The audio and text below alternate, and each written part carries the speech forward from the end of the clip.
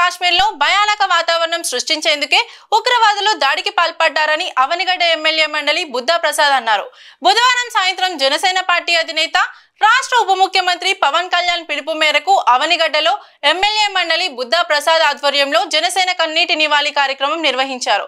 ఈ సందర్భంగా ఎమ్మెల్యే కార్యాలయం వద్ద నుంచి వంతెన సెంటర్ వరకు కూటమి నాయకులు కొవ్వొత్తుల ర్యాలీతో కూడలిలో ప్రదర్శన నిర్వహించారు. పెహల్గాం ఉగ్రదాడి ఘటన మృతుల ఆత్మశాంతిని కాంక్షిస్తూ నివాళులర్పించారు.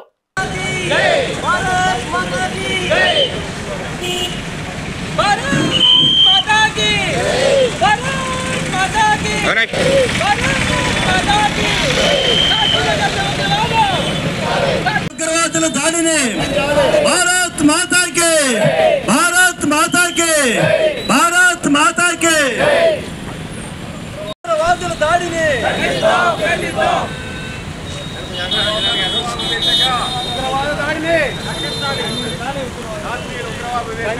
उग्रवाद दाड़िनी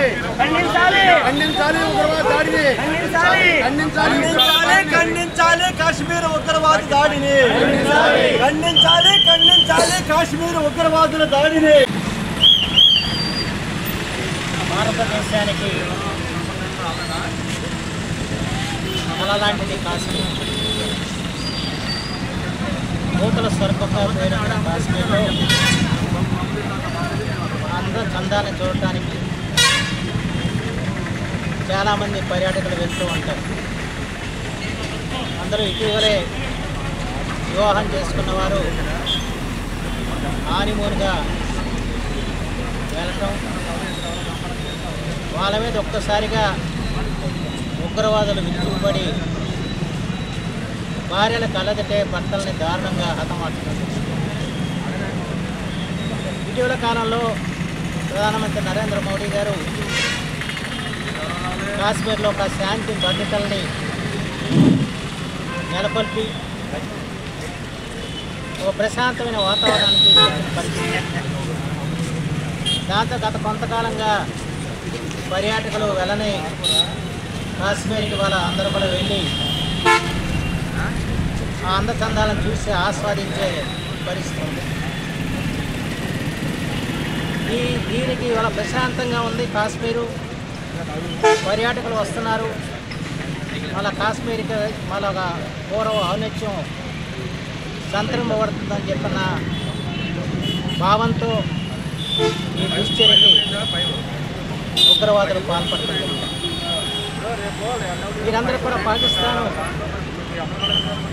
ఆశ్రయం ఇస్తున్న సంగతి అందరికీ తెలిసిన సత్యం. వాళ్ళ ఇతర భూభాగాల నుంచి ఇక్కడికి త్వరబడి ఈ దారుణ కృత్యానికి వారు నిలబడ్డప్పుడు ఈ దుస్సంఘటనని, ఈ ఉగ్రవాద చర్యల్ని ఖండించాల్సిన బాధ్యత 50 మంది భారత ప్రజానీకం మీద ఉంది.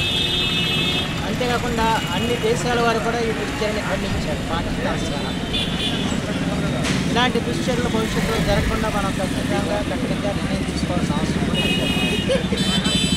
ఆ దిశలో భారత ప్రభుత్వం ఇప్పటికే నాన్నగారు కూడా నేరపడి రావడం జరిగింది.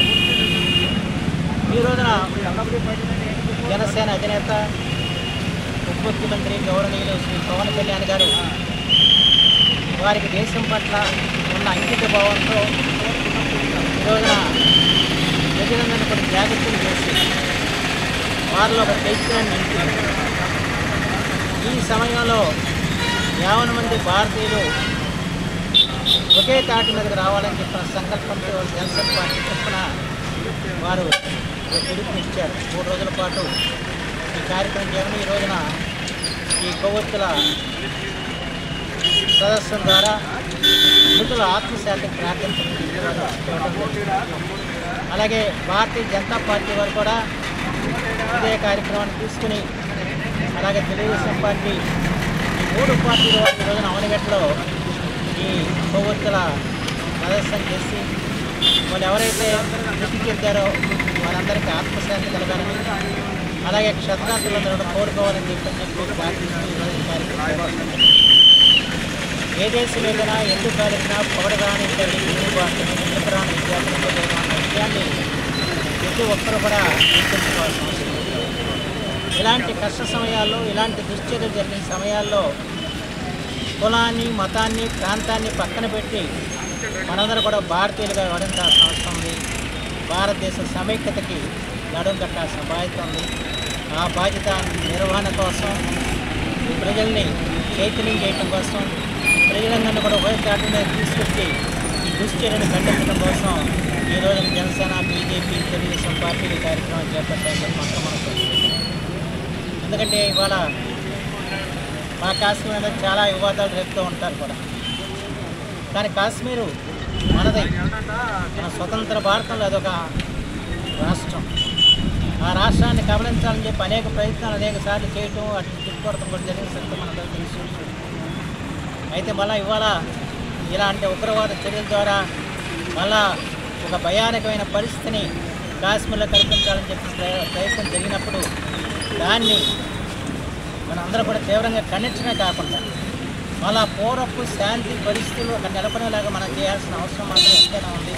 ఆ దిశలో భారత ప్రభుత్వానికి ప్రతి ఒక్కరూ కూడా అండగా నిలవాల్సిన ఆవశ్యకత ఉందని చెప్పి మాత్రం మనం చేస్తాం.